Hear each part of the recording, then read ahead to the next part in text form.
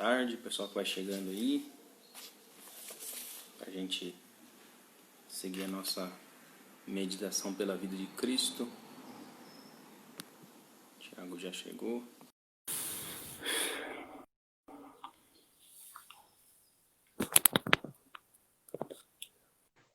Boa tarde, Lúcia.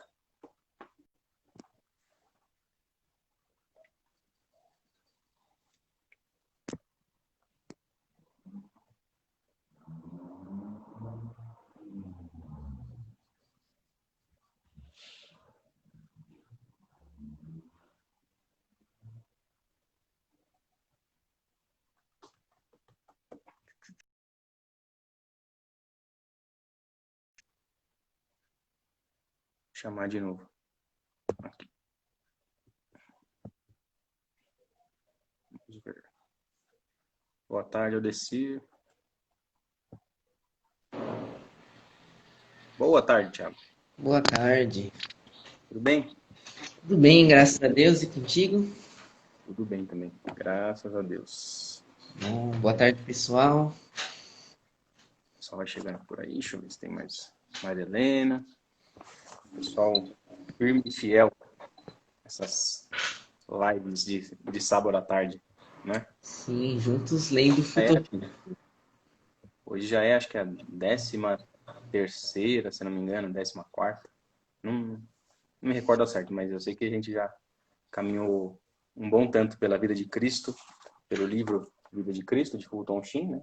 Pela vida de Cristo a partir das meditações do Fulton e também de alguns pitacos nossos aqui, algumas meditações que a gente também faz junto com o Fulton, né? Sim. E com alegria já estamos finalizando o primeiro volume, né? Sim, Passando terminando. Hoje a gente vai ver 2 capítulos, o 23 e o 24. E esse primeiro livro aqui tem 28 capítulos, né? 20 e... Deixa eu confirmar aqui. 28 capítulos. E aí a gente vai continuar até o final do segundo volume. Esperamos que sigam todos com a gente, né? Sim, com a graça de Deus. Com a graça de Deus.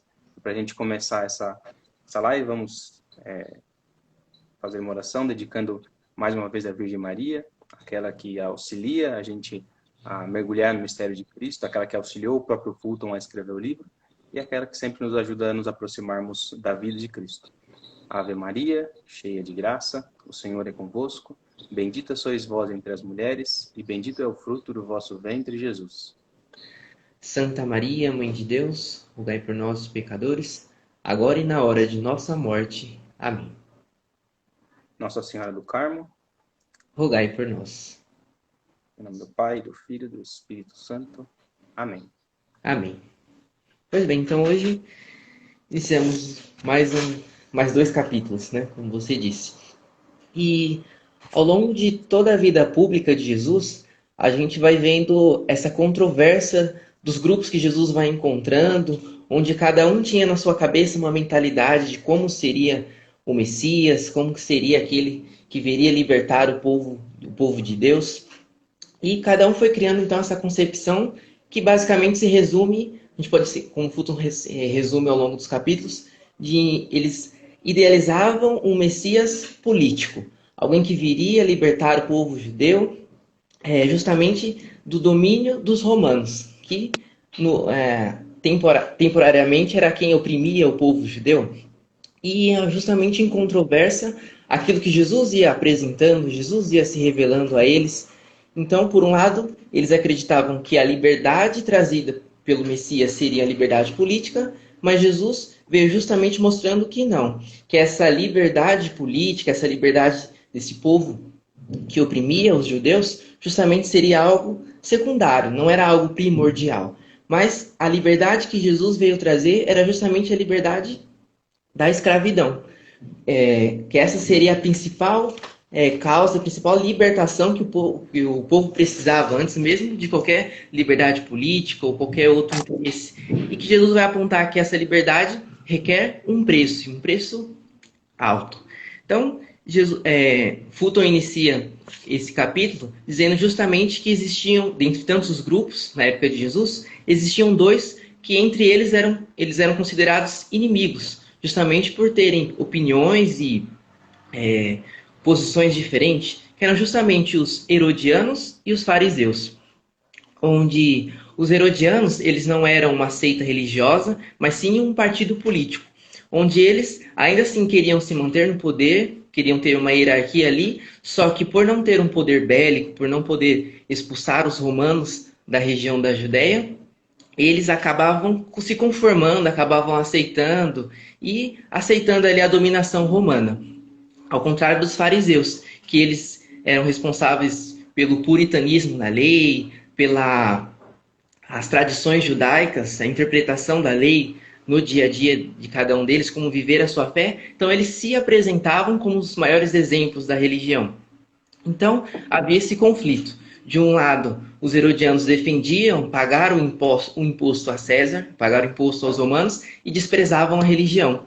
Por outro, os fariseus, eles rejeitavam pagar o imposto, eles pagavam sob protesto e se autovalorizavam com os exemplos na sua fé. Mas ambos, eles vão ter suas contradições com nosso Senhor Jesus Cristo.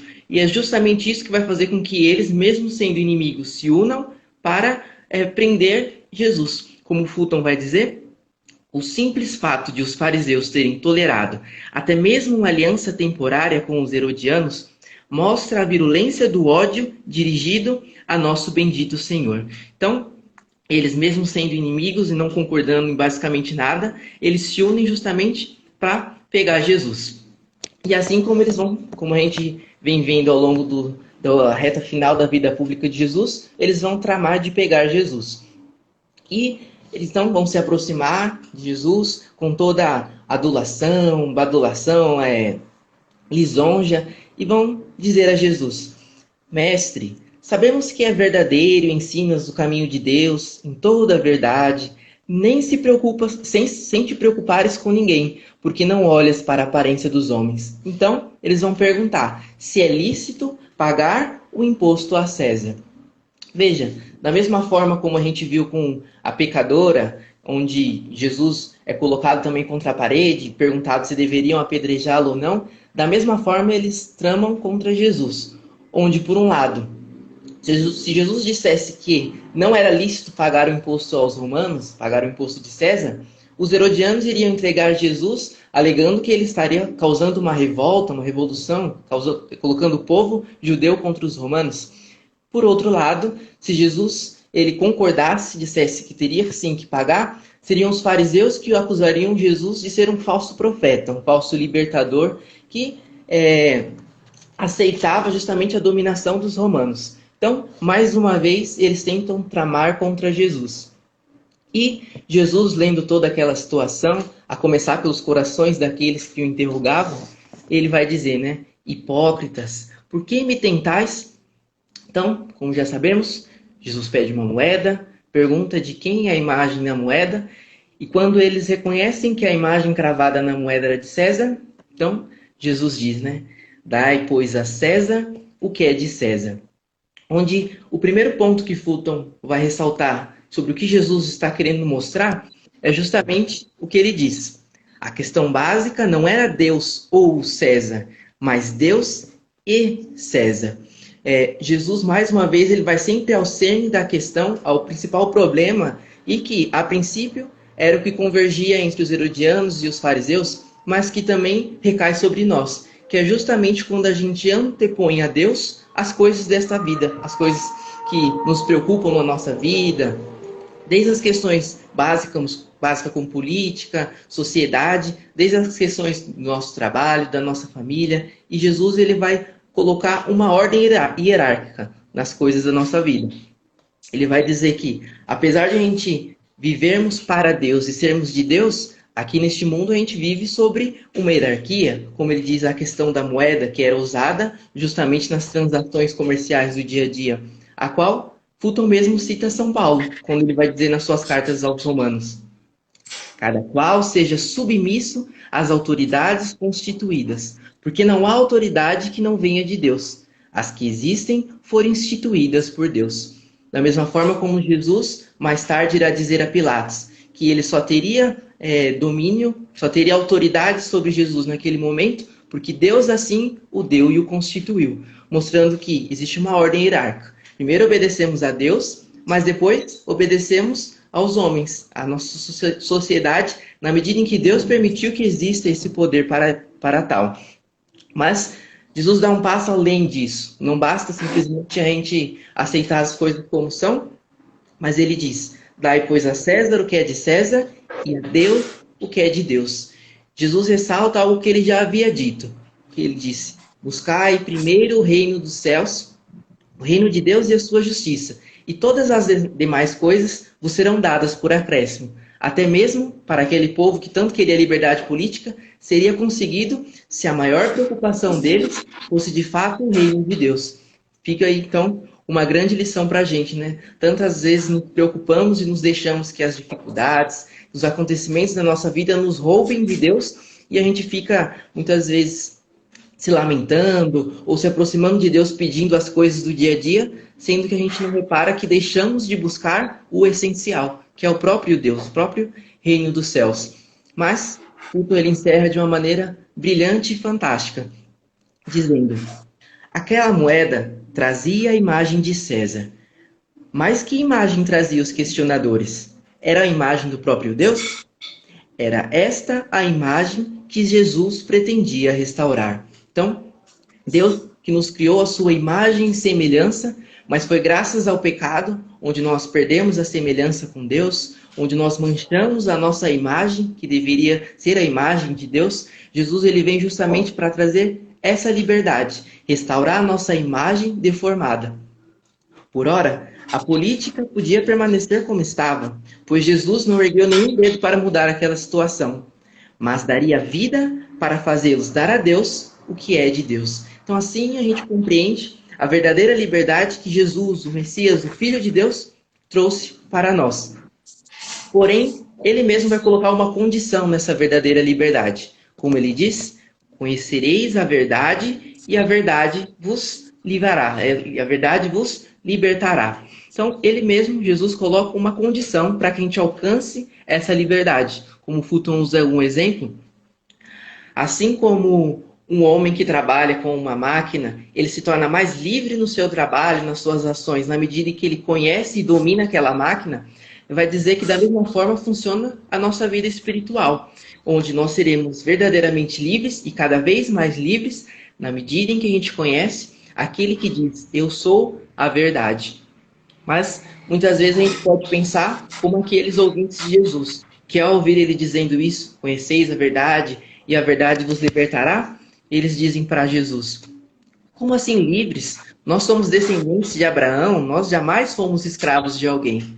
Mas Jesus lembra para eles: em verdade vos digo, todo homem que se entrega ao pecado é seu escravo. Ora, o escravo não fica em casa para sempre, mas o filho sim fica para sempre. Jesus recorda que, graças ao pecado, nós nos tornamos escravos e que Jesus é o Filho do Pai, que vem até nós para restaurar a nossa semelhança, para restaurar a imagem deformada de Deus e para realmente elevar a nossa dignidade, onde passamos de escravos do pecado para filho do eterno Pai. Mas essa liberdade, como disse no início, tem um preço. O preço da nossa liberdade é um preço muito caro. Além do imposto pago aos romanos, existia também um imposto que era pago no templo, que era como um sinal, um símbolo, que era como se a pessoa pagasse um resgate pela sua alma. Como todo pecador, ele pagava esse imposto no templo. E certa vez uma pessoa perguntou a Pedro se Jesus não iria pagar o imposto, porque não havia visto Jesus pagando esse imposto no templo. Pedro, então confuso, se aproxima de Jesus e Jesus diz para Pedro: que te parece, Simão? Os reis da terra, de quem recebem os tributos ou os impostos?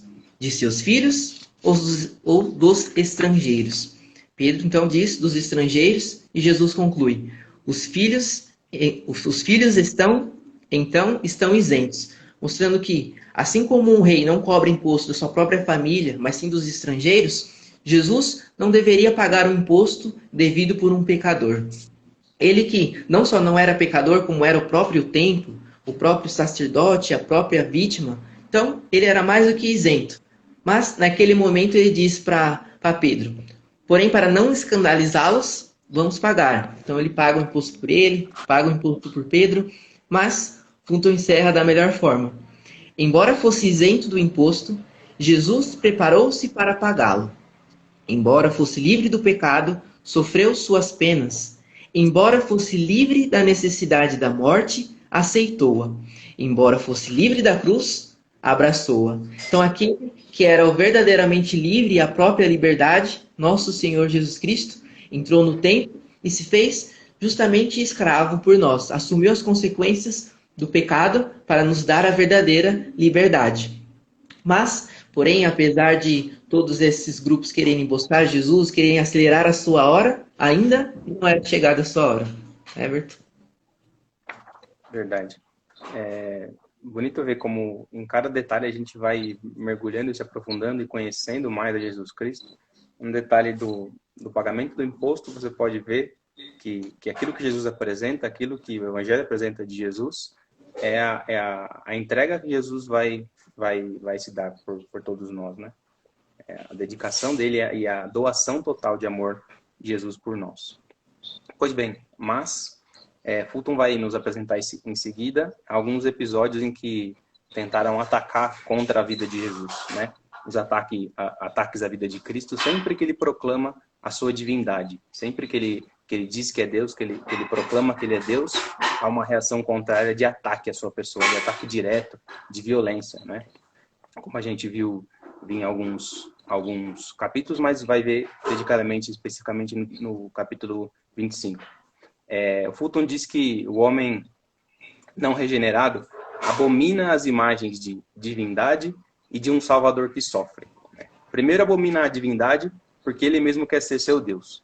Ele mesmo quer dar as ordens, ele mesmo quer dizer o que é certo e o que é errado, ele mesmo quer dizer o que é vida e o que é morte. Então o homem mesmo quer dizer, quer dominar a sua vida, quer ser o senhor da sua vida. E por isso o homem não é regenerado, não é? Por isso, à medida que se apresenta a divindade diante dele, ele diz, não, você não é Deus, Deus da minha vida sou eu mesmo, não é? E segundo, esse ego do homem que quer ser Deus, essa ânsia do homem de querer dominar a própria vida, de querer ser ele o dono da sua vida, faz com que ele não compreenda a necessidade de um Salvador que tem que sofrer, de um Salvador que tem que morrer, né? A semente que morre antes de brotar a vida nova, como nos coloca Fulton Sheen. Pois bem, então diante desse homem que não compreende as coisas, Jesus vai sofrer, segundo Fulton apresenta aqui, 4 ataques à sua pessoa. O primeiro deles acontece na cidade de Nazaré, a cidade de origem ali, a terra natal de Jesus Cristo, né? Outro dia a gente estava comentando num grupo que algumas pessoas moravam numa região ali que tinha muita gente famosa, né, naquele bairro, né? E eu falava, eu moro perto do fulano, naquele prédio mora ciclano, né, e tal. Imagina você ser um conterrâneo ali de Jesus Cristo. Pois bem, imaginou, pensou, mas para aquele povo lá não era isso, né? Depois ele ter sido batizado no Jordão, depois do milagre das bodas de Caná, ele vai à sinagoga na sua terra natal, em Nazaré, num dia de sábado, e ele vai cercado de expectativas, né? As pessoas querem ver quem é aquele de quem elas estão ouvindo, de quem elas ouviram dizer que realizou grandes coisas, que fez ótimas pregações. Quem é aquela pessoa, né? Quem é aquela pessoa? Então, dão a Jesus a oportunidade de fazer a leitura naquela sinagoga, naquele sábado, né? E Jesus lê o seguinte trecho: O Espírito do Senhor está sobre mim, porque me ungiu e enviou-me para anunciar a boa nova aos pobres, para sarar os contritos de coração, para anunciar aos cativos a redenção, aos cegos a restauração da vista, para pôr em liberdade os cativos, para publicar o ano da graça do Senhor. Então ele primeiro centra esse discurso na pessoa dele, né? Os cegos, os cegos ele daria aos cegos a verdadeira luz, né? A luz que é ele mesmo. Aos pobres ele daria a graça que faltava aos pobres, e aos cativos ele daria a verdadeira libertação, que é a libertação dos pecados, não uma libertação política como imaginaram, né? E depois ele anuncia que ele é ungido do Espírito Santo para proclamar um ano da graça, né? É bom compreender que eles tinham, de 50 em 50 anos, um jubileu, um ano especial de graças, em que algumas coisas eram resolvidas entre eles, né? Se houvesse alguma dívida, a dívida era perdoada. Se a família tivesse herdado alguma coisa e tivesse vendido a outro, aquela propriedade voltava para o dono original. Então, muitas coisas nesse ano jubilar eram consideradas graças de Deus para ajudar a vida familiar, né? E Jesus, proclamando, dizendo que ele veio para publicar o ano da graça, ele é o ungido do Senhor, ele é o Cristo, ungido pelo Espírito Santo, para publicar o ano da graça. Ou seja, a partir da vinda de Jesus Cristo é que todas as graças se dariam, todas as graças se realizariam. Pois bem, o povoado de Nazaré, então, que tinha visto Jesus crescer no meio deles, Jesus jogar bola com os amigos, Jesus trabalhar com São José na oficina, se surpreende ao vê-lo proclamar-se como Deus, né? Como assim? Esse menino que estava jogando bola aqui até outro dia, estava lá com São José na oficina, na carpintaria, como assim ele disse que é Deus? Como ele pode dizer que é Deus, né? Então, diante dessa situação, diante da divindade de Jesus, o povo de Nazaré e o homem de todos os tempos tem a possibilidade de aceitá-lo ou rejeitá-lo, né? Eles acreditavam em Deus. O povo de Nazaré acreditava em Deus, mas não num Deus que pudesse se relacionar com eles.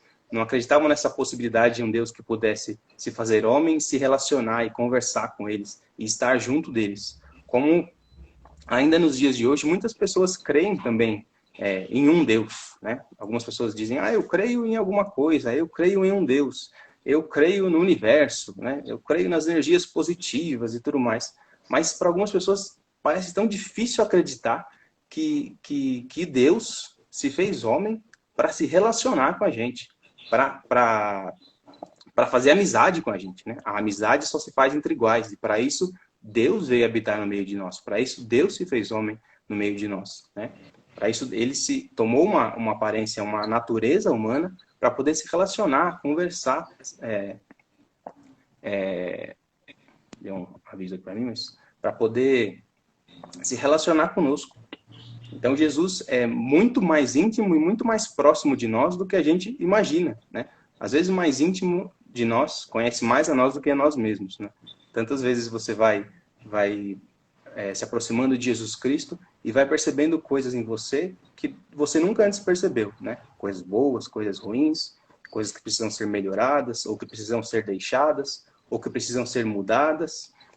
Você vai aproximando-se de Jesus e ele, que te conhece mais do que ninguém, mais do que você mesmo, vai te indicando o caminho para fazer essas mudanças necessárias, né? No entanto, o povo de Nazaré não aceita a Jesus Cristo e não acolhe a Jesus Cristo, né?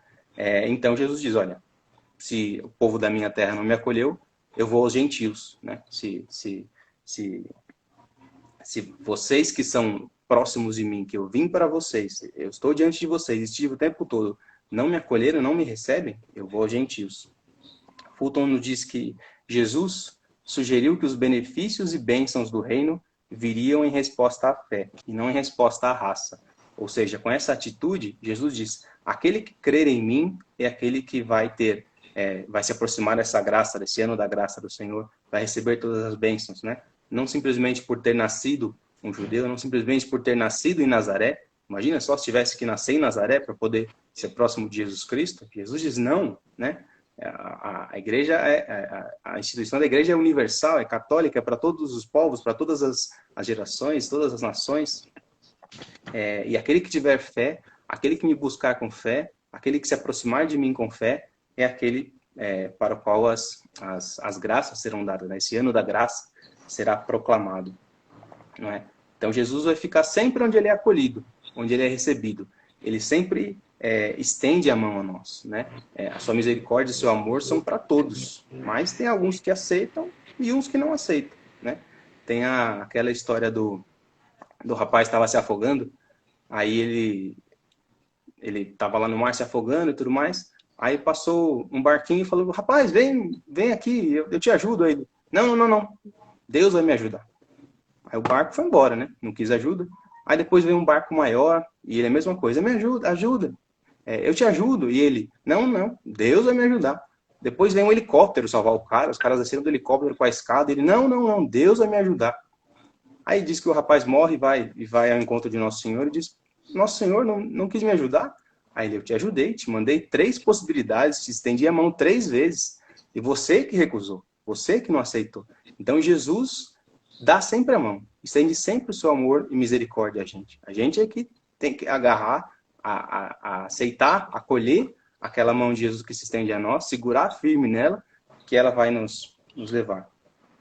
E não como o povo de Nazaré fez, que acabou expulsando Jesus dali, rejeitando a divindade de Cristo e a possibilidade de salvação deles, de cada um, que era, e para nós também é sempre, se unir a Jesus Cristo, nos aproximarmos de nosso Senhor. Pois bem, o segundo ataque que Fulton nos apresenta à pessoa de Jesus Cristo é ali em Betesda, né? Naquele pórtico, naquela piscina onde ficavam tantos e tantos paralíticos, coxos, tantas pessoas doentes, tantos mendicantes ali de vida com doenças e tudo mais, que esperavam ser colocados ali, esperavam a cura, né? Esperavam ser jogados naquela piscina para receber uma cura. E aí Jesus pergunta a um deles, queres ficar curado? E ele responde, sim, eu desejo, né? Expressa a sua confiança em Jesus Cristo, expressa a sua necessidade de ser curado. E Jesus lhe diz, levanta-se, toma teu leito e anda. Jesus dá a ele a ordem e dá o poder de realizar. Né? Jesus sempre, quando pede alguma coisa a gente, ele nos dá a graça correspondente para realizar essa coisa. Ele nunca vai deixar de nos assistir. Né? Se ele pede que sejamos cristãos, se ele pede que sejamos unidos a ele, ele nos dá o batismo, nos dá a Eucaristia para seguirmos dia a dia.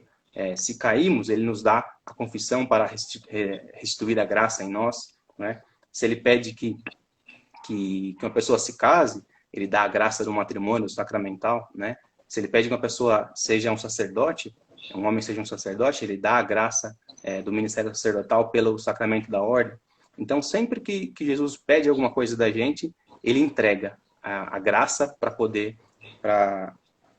para que possamos realizar tal coisa, né? E não só em grandes coisas, na nossa vida cotidiana também, né? À medida em que você se dispõe a seguir a Jesus Cristo, se dispõe a acolher a Jesus Cristo como pessoa que se relaciona com você e que quer te levar ao céu, que quer te levar ao Pai, te conduzir à felicidade plena e eterna, à medida em que você faz isso, as graças para realizar as coisas cotidianas também lhe são dadas, né? A graça para suportar uma dificuldade, a graça para suportar uma doença, a graça para realizar um trabalho, a graça para fazer uma live, a graça para ler um livro, a graça para se aproximar das Sagradas Escrituras e ler com fruto, né? Deus vai dando a graça, Jesus vai dando a graça para a gente poder realizar tudo aquilo que Ele nos pede.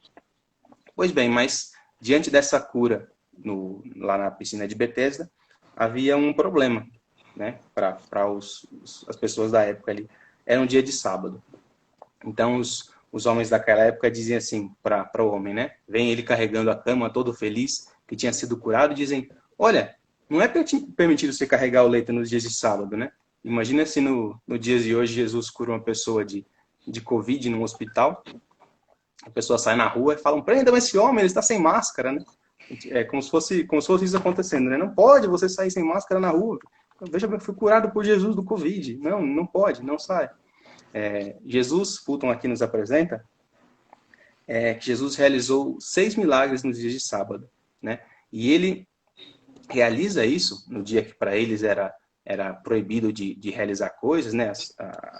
A todas aquelas indicações de que não podia trabalhar, não podia realizar tantas coisas. Jesus faz isso para mostrar que a ação de Deus não para. A ação de Deus não cessa em nossas vidas, né? Deus não criou o mundo, como diz o outro lá, deu corda e foi jogar bola, né? Deus deixa o mundo tocando ele por si, que eu vou aproveitar a vida, né? Vou ficar de boa. Não. Jesus diz, meu Pai continua agindo até agora e eu ajo também. Deus, Pai, continua agindo e Jesus também continua agindo, né?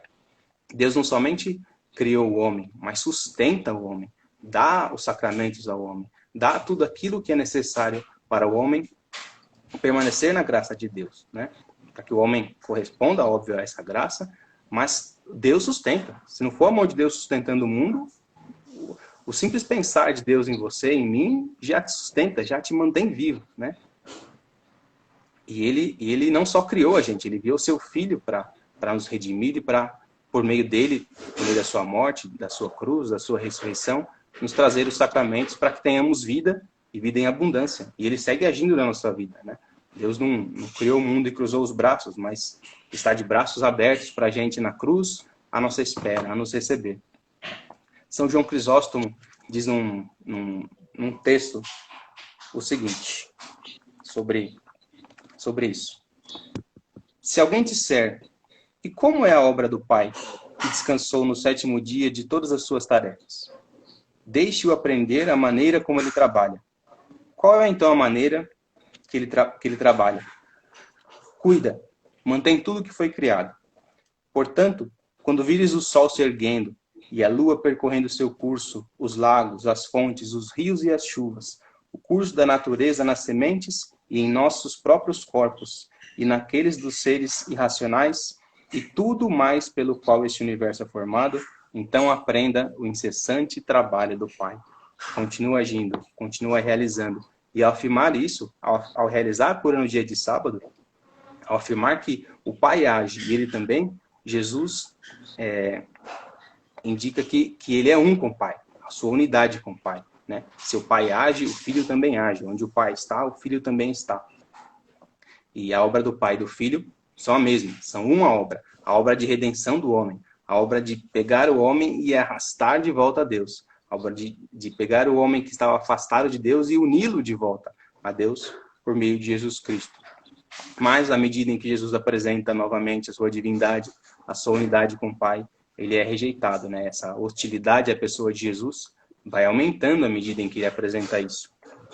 E, então, em Jerusalém, Fulton nos apresenta o terceiro ataque à pessoa de Cristo. A gente já viu um pouco desse ataque na live da tendas, né? Da festa das tendas, né? Que acontece em Jerusalém. Quando Jesus é questionado, como é que ele pode conhecer tantas coisas, né? Como é que ele sabia de tantas coisas? De onde vem esse conhecimento de Jesus? Perguntam a ele. Então Jesus revela, a minha doutrina não é minha, mas daquele que me enviou.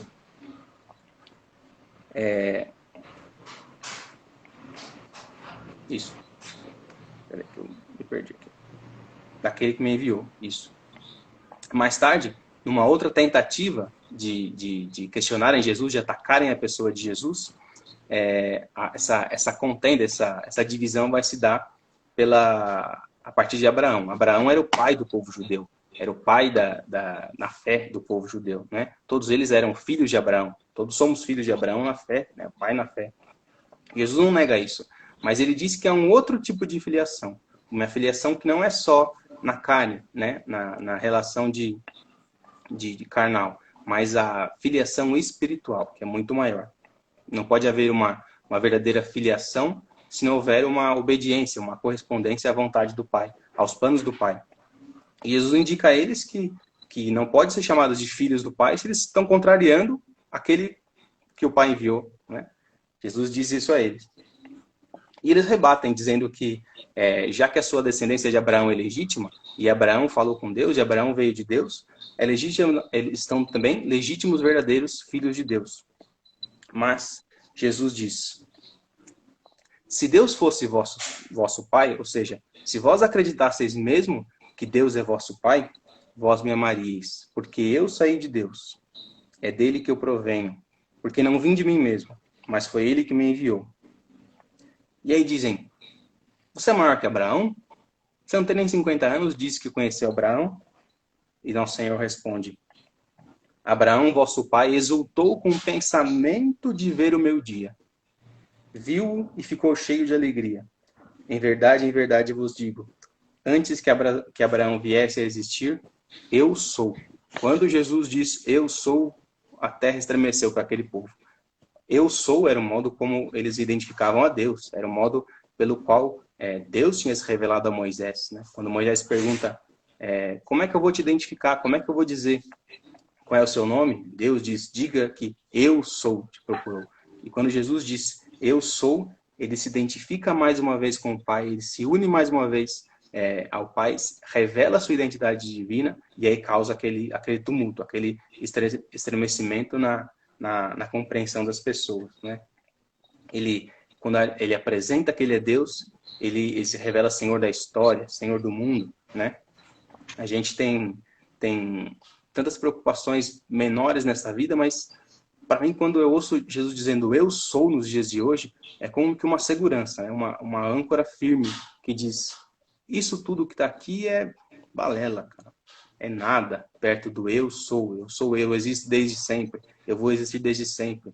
Eu te cuidei, eu contei até os cabelos da sua cabeça, como diz o Evangelho de hoje. Né? Deus conhece até quantos fios de cabelo estão na sua cabeça. Deus te conhece, te ama e te cuida desde sempre. Eu sou, né? Eu sou Deus. Jesus Cristo nos diz. Essa afirmação basta para que a gente se una a Jesus, né? Deveria bastar para a gente olhar, reconhecer Jesus como verdadeiro Filho de Deus e nos unirmos a Ele cada vez mais. No entanto, o povo mais uma vez não compreende a Jesus Cristo e pega pedras para atacá-lo, pega pedras para atacar Jesus. E Jesus, tendo que se esconder, né, sai às escondidas daquele povo, porque ainda não era chegada a hora. A hora vai chegar, mas ainda não. De novo em Jerusalém, numa outra festa, a festa da dedicação, em que eles celebravam, uma festa proclamada pela purificação do templo, né, quando o templo foi invadido pelos sírios, depois retomado pelo povo de Israel. Eles fizeram uma purificação contra essa profanação que havia sido feita pelos sírios e comemoravam na festa da dedicação. E então, nessa situação, outra vez as pessoas rondam a Jesus Cristo para tentar pegá-lo, né? Para tentar atacar a pessoa de Jesus Cristo. E eles dizem a Jesus assim, até quando nos deixará na incerteza?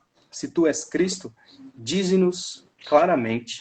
Então eles querem que Jesus se declare aquele Messias que eles esperavam, aquele Messias político, aquele Messias que resolvesse todos os problemas da vida dele, né? Que a cidade, já que a cidade foi purificada, o templo foi purificado dos sírios, Jesus purifica então a cidade dos romanos. Jesus, já que ele é o Messias, liberte o povo dos romanos então, dê a liberdade do povo, né? Eles colocam Jesus contra a parede para resolver os problemas deles, como tantas vezes nós fazemos também, né? Jesus me dá emprego, Jesus cura essa doença, Jesus, por que não dá paz ao mundo, né? A gente muitas vezes coloca Deus contra a parede, pressionando ele para resolver problemas que na nossa vida a gente, com as nossas capacidades, resolve, né? Jesus nos dá as potências, as capacidades e mais ainda dá a graça para realizar todas as coisas, né? Como a gente já tinha visto, ele dá as potências, dá as chances da gente realizar as coisas das nossas vidas e para alguns que a gente não consegue realizar, ele dá a graça de acolher e não realizar também. Às vezes você pede tanta cura de uma doença e quem disse que você vai se unir mais a Jesus Cristo sendo saudável? Quem disse que não é doente que você pode se unir mais a Jesus Cristo, que é o verdadeiro fim da sua vida, que é o verdadeiro objetivo da sua vida, né? Quem disse que Jesus te quer saudável? Né? Por que pedir a cura dessa doença se pode ser por essa doença que você vai se unir mais a Jesus Cristo, né? Santo Inácio de Loyola coloca uma coisa interessante que é um desinteresse santo, que ele diz, mais ou menos isso, né? Como ele diz? Um desinteresse santo, vamos colocar assim. Que ele diz, não desejar mais a saúde do que a doença, a riqueza do que a pobreza, né? Então, de que me importa? Saúde, doença, riqueza, pobreza, inteligência, ignorância, se o que importa é me unir a Cristo. Aquilo que Cristo me permitir para me unir mais a Ele, é aquilo que é o importante, é aquilo que é o valioso, é aquilo que é o valoroso. É a santa indiferença, lembrei, santa indiferença. Então não me importa se eu desejo mais uma coisa ou outra. Eu não desejo mais uma coisa ou outra. Desejo me unir a Cristo. E aquilo que Ele me pede para realizar, Ele vai me dar a graça. E aquilo que Ele me pede para acolher, Ele vai me dar a graça de acolher também.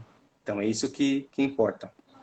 A gente vai percebendo ao longo da caminhada que Jesus vai sendo, à medida que a gente deixa Ele ser o centro e a referência da nossa vida, a gente vai se unindo mais a Ele, vai percebendo que essa santa indiferença vai fazendo uma grande diferença na nossa vida, uma grande diferença em relação a todas as coisas que se apresentam no nosso caminho.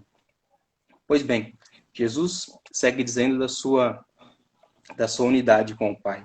Ele diz: eu e o Pai somos um, porque eu disse, sou o Filho de Deus. Entanto, o povo não buscava isso. O povo queria alguém que libertasse eles politicamente, não alguém que eles pudessem ter uma vivência íntima, uma relação próxima, uma relação profunda, uma pessoa divina entre eles. O povo não buscava isso. O povo queria resolver o problema deles, queria afastar os romanos dali. Como eu disse, a gente às vezes quer resolver os problemas nossos aqui, né? Se for um Deus que me cura da doença, um Deus que me dá emprego, eu quero. Se não for assim, eu não quero um Deus. Era isso que o povo de lá pensava, e é isso muitas vezes que o povo daqui pensa, que nós às vezes até sem querer pensamos e agimos dessa forma, né? Buscando a Jesus Cristo de uma forma que ele não é, de uma forma que ele não veio fazer, né? Que ele não é essa pessoa que resolve coisinha. Quem resolve coisinha é a gente, ele resolve coisona, ele resolveu a grande coisa que era o pecado nas nossas vidas. Ele resolveu a maior coisa, que era o pecado. Nos livrou da grande coisa nas nossas vidas, que era o pecado. Uma doencinha aqui, uma pobreza ali, uma riqueza aqui, que às vezes é um grande problema também, ou uma saúde ali que você não sabe usar bem, isso a gente resolve. Isso a gente, com as potências que Deus dá, e com a graça que Deus dá, com a proximidade da pessoa de Jesus, a gente resolve nessa vida, a gente vai vivendo com isso, né? Mas a grande coisa que era o pecado, a gente não consegue viver com isso, a gente não pode viver com isso. E isso Jesus resolveu. Jesus se entregou na cruz, não nesse momento quando quiseram pegá-lo, mas quando ele decidira se entregar, quando ele decidira e dizer que havia chegado a hora dele. Aqui ainda não. Aqui os homens tentaram pegá-lo, tentaram prendê-lo, tentaram apedrejá-lo, mas ele não foi pego, ele não seria pego, porque ele mesmo decidiria dar a sua vida por nós, ele mesmo decidiria dar a sua vida livremente por amor a nós, para todo sempre. Sim, e em todos esses pontos que você foi citando, a gente vê que são as próprias pessoas que colocam esse empecilho de reconhecer em Jesus o próprio Deus, né? São eles que colocam um limite. Eles idealizam como seria o Messias e não permite que Jesus se revele a eles. Da mesma forma acontece nos dias de hoje, né? A gente que coloca um limite naquilo que não tem limite, que é justamente conhecer e contemplar a pessoa de Jesus, né? Como a gente lê na passagem do Apocalipse, Jesus é aquele que está na porta e bate. Na medida em que a gente abre, Jesus entra, Jesus se revela a nós e é com reconfortante, que alegria é saber que durante toda a eternidade nós vamos contemplar a Jesus e nunca vamos nos saciar nessa grandeza de alegria em vê-lo, em conhecê-lo. Então, que a gente passe a nossa vida a de fato se abrir e deixar que Ele, com a sua graça, opere na nossa vida, né? Se revele a nós. Amém. Amém. Muito bem, então. Finalizamos mais 2 capítulos do livro Vida de Cristo. Já convidando vocês para quem continuou com a gente, quem ficou. Se não pegou do começo, veja, depois vai estar salvo aqui no IGTV, vai estar salvo no canal do YouTube. Compartilhe com outras pessoas, envie para quem você deseja. Anuncie que vai ter no próximo sábado também, às 2, seguimos meditando a vida de Cristo. Tendo pandemia ou não tendo pandemia, a gente segue meditando a vida de Cristo aqui no Instagram, e que você se aproxime sempre mais de Jesus Cristo, a cada dia mais.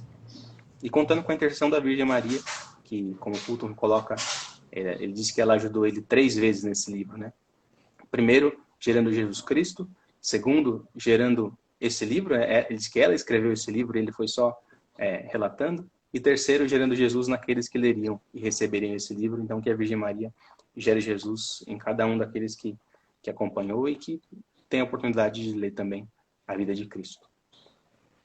Amém. Só relembrando mais uma vez que durante toda a obra de Fulton, ele sempre apresenta toda a história, toda a trama da vida de Jesus, sempre apontando para a cruz, né? E que o grande auge realmente é o 2º volume, onde ele dedica toda a obra para esse grande momento que a gente está se aproximando, né? Contemplando a vida de Jesus. Então que, de fato, com a intercessão da Virgem Maria, que a gente se abra a contemplar esse Deus que morreu por nós e que Fulton nos ajuda, né? Nesse caminho. Amém. É Então, isso, então, até semana que vem. exato, que Deus abençoe a todos. Obrigado mais uma vez por participar conosco. Nos vemos sábado que vem. Até mais. Tchau, Thiago. Fica com Deus, hein? Tchau, Everton. Tchau, pessoal.